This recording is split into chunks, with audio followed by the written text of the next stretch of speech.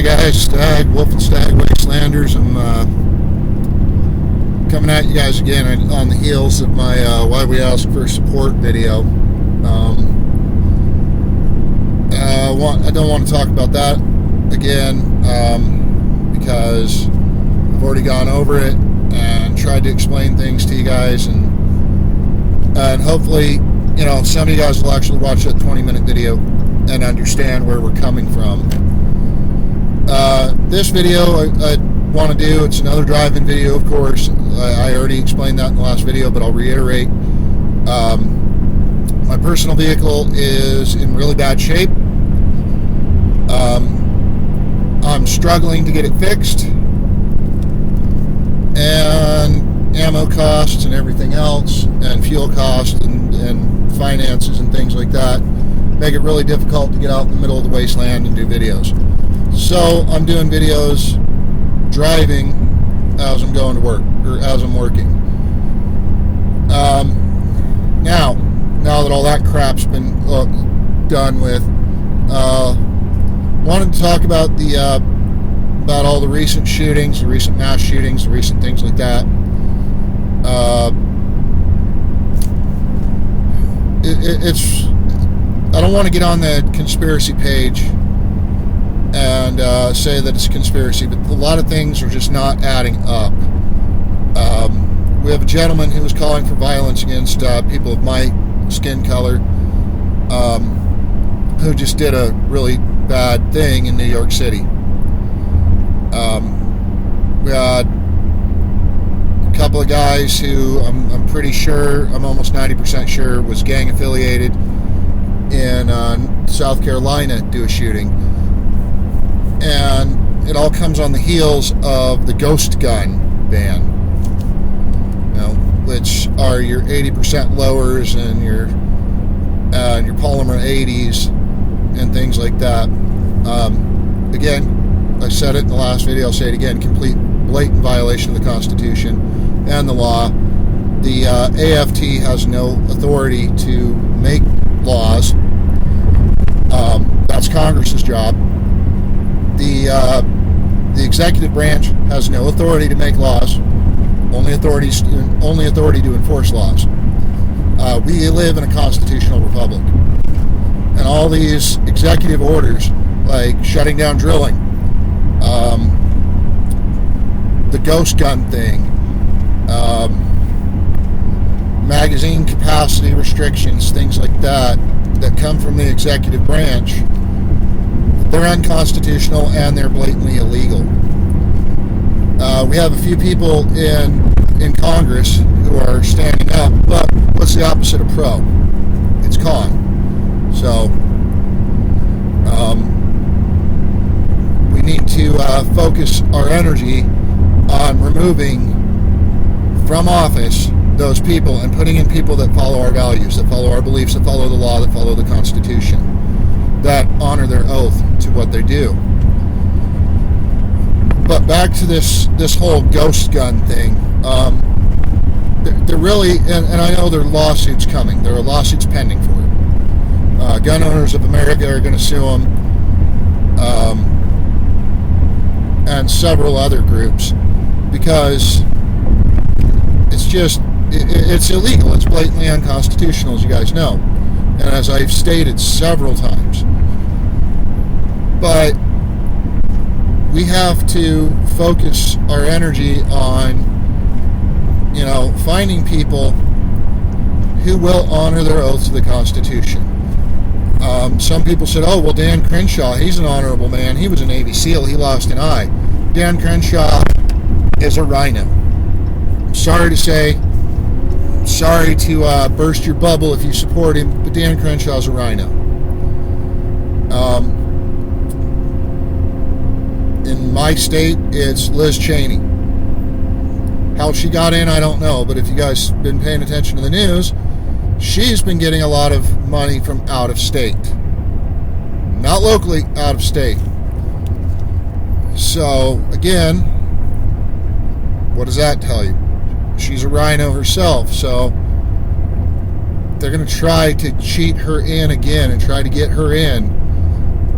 And We have Barrasso, who betrayed us in this state. And it's just, we have politicians. We put politicians in there because they say all the right things to get elected. And then once they get in, they no longer honor their oath to the Constitution. They no longer follow the law. They don't care. They get this big money donations. I'm a big proponent of term limits. I've been a proponent of term limits pretty much my entire adult life. I've seen politics. I worked around the politics of the government. So I can tell you guys from firsthand experience how corrupt it is. And you know, nobody is opposing. Very few in Congress are opposing Brandon and his unconstitutional and illegal actions. They're not facing, or they're not doing anything to stop him or stop his Department of Injustice and stop his stuff. And for people that have more melanin in their skin than I do, this doesn't just affect me, it affects you as well. You're an American citizen, it affects you. This isn't a black and white issue or a black and brown issue. This is an American issue. The Constitution applies to you as well. Your gun rights are being violated. There's a gun group in Georgia, a Pro 2A group in Georgia,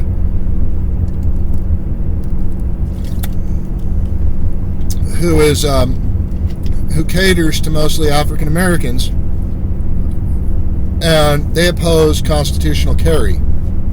Well, I have African American friends who are all for constitutional carry because they're like, hey, you know, I bought these guns legally and I can open carry, or you know, I can go and pay the state $74 and wait 90 days and get my concealed carry permit. Some of them travel out of state, so you know it makes sense for them to have a concealed carry permit because they travel to states that are reciprocal with us. But when they're here, it makes them look better to have that CCW when they're concealing, even though it's legal for them to conceal without a CCW. So, despite the fact that they support it, and they're all for it, and they're all for, you know, any type of firearm you want, you can own. Any type of weapon you want, you can own.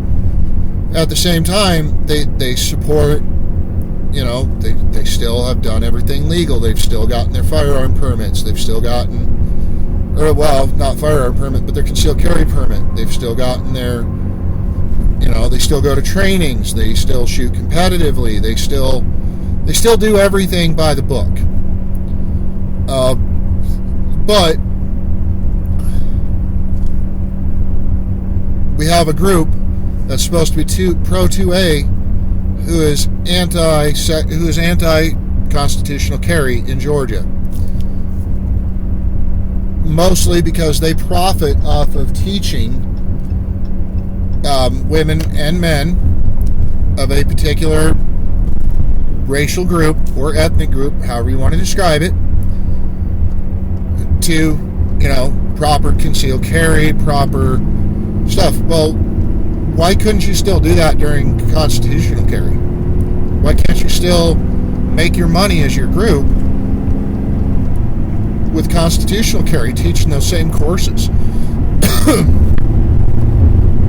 You know, you're still teaching the same stuff, but again, I digress on it. It's just, these are the fights we're dealing with right now. We're dealing with an administration that is an administration and a media that backs this administration, that is pushing a communistic globalist view, disarming the public because, obviously we know throughout history that's how it's turned out for the better, right, folks? Disarming your general populace has always turned out good, right? Yeah, I mean, we didn't learn anything from the 1930s and 40s, right? But we have a media that pushes this narrative. We have teachers that push this narrative. We have all this stuff going on where people are pushing these stupid narratives, gun bad,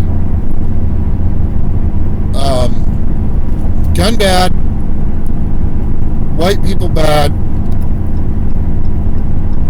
and so on and so forth. And that needs to stop.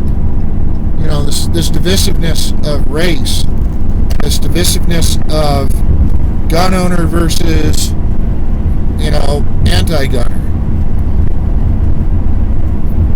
It doesn't help strengthen this nation. It only weakens it. It doesn't help anything. I mean, the same people that are anti-gun for you and me are pro-gun for the Ukrainian citizens because Hitler Putin's bad.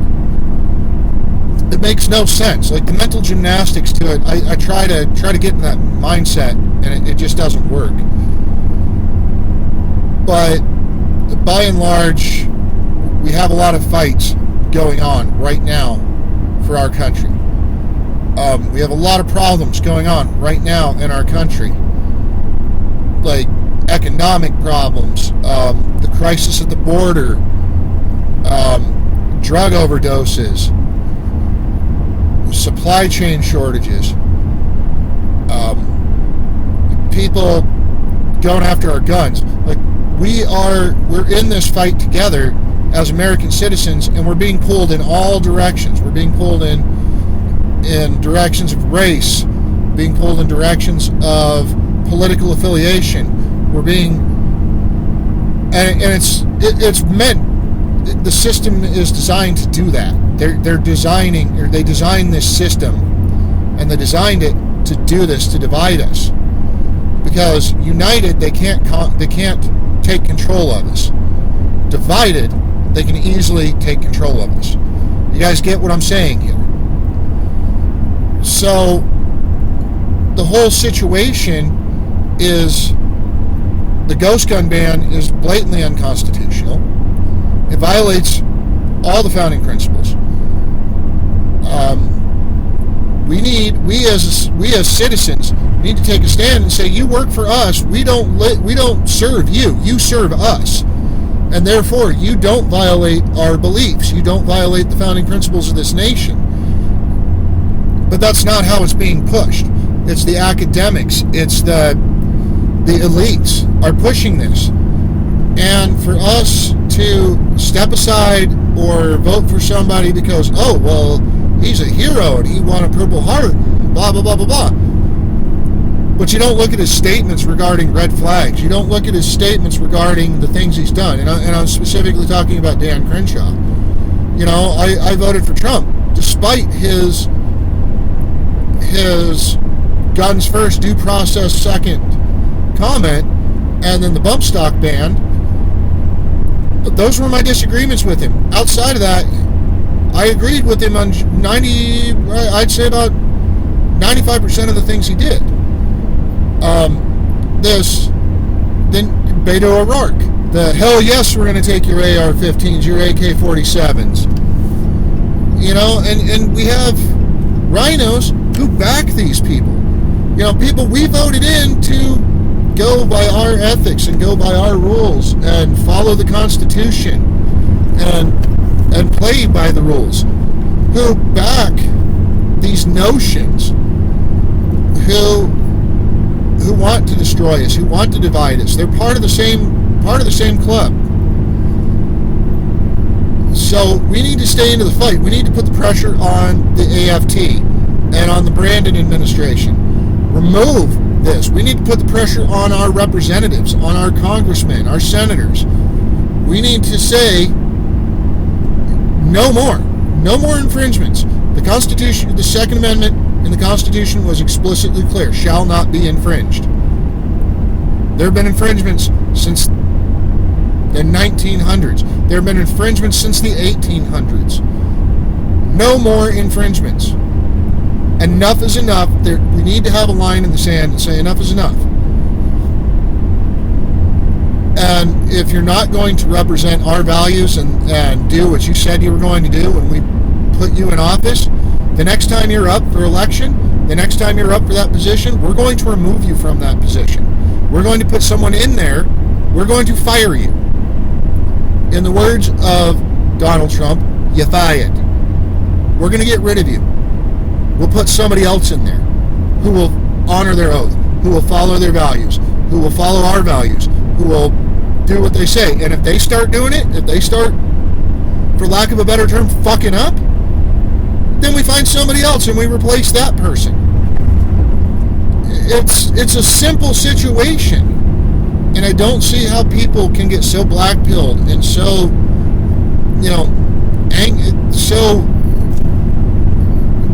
so irritated. Like, I'm irritated with it. But at the end of the day, I still fight for it. I feel like giving up sometimes, but if I give up, who's going to fight for my kids? Am I just going to go quietly into the night and let them deal with it later? Or am I going to stand my ground? Am I going to be like my dad, who's been fighting for this? Who's been fighting against this corrupt system? Who's been, you need to vote for this politician because of this. My dad has told me for generations, it's not Russia we need to worry about, or for years, not generations, for years, it's not Russia we need to worry about, it's China we need to worry about. And I've always seen that.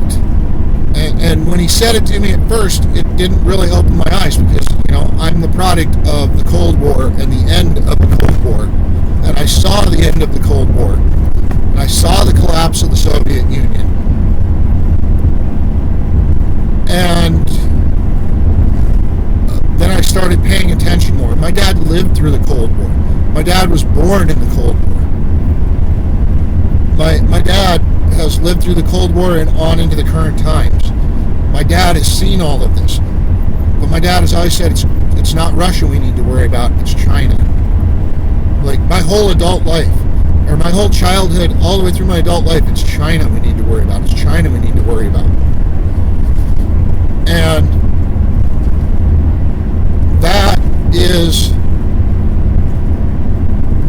that's who's pulling the puppet strings. They funnel money into our politicians. Our politicians accept that money, and some even sleep with Chinese spies. Looking at you, Swallowswell. And then they push these bills to disarm us, so they can more effectively control us like China controls its citizens. And at the end of the day, that's what this is about. Globalism is not about, interconnecting all of humanity. Globalism is about removing one's individual freedom and liberty, which is something that this nation, this great experiment, was not for. So that's why I fight, and I will continue to fight. I am going to be helping fight this ghost gun ban. I'm going to be finding people to prop up politically, who will fight this unconstitutional and blatant crossing of the line.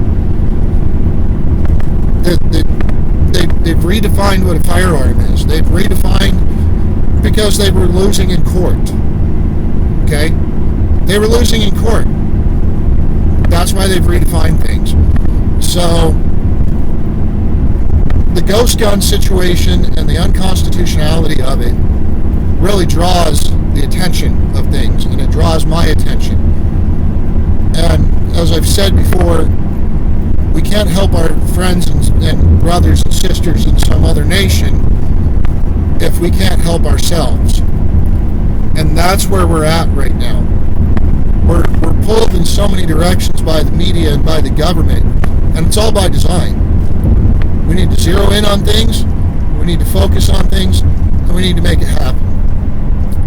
We need to get politicians in there, elect people to those positions, hire those people for those positions that will honor their oath and will uphold their oath and go with our values. As always, this has been Stag with Wolf and Stag Wastelanders, and I'll see you in the Wasteland.